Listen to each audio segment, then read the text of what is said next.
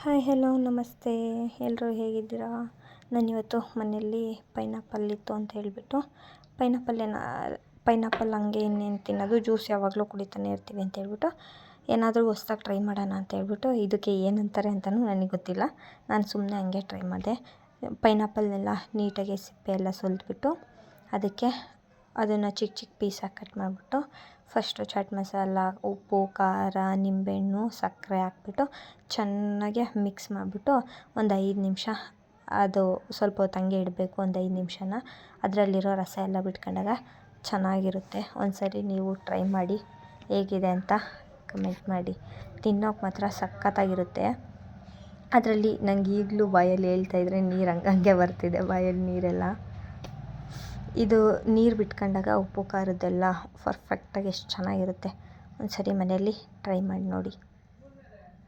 Thank you for watching. Bye.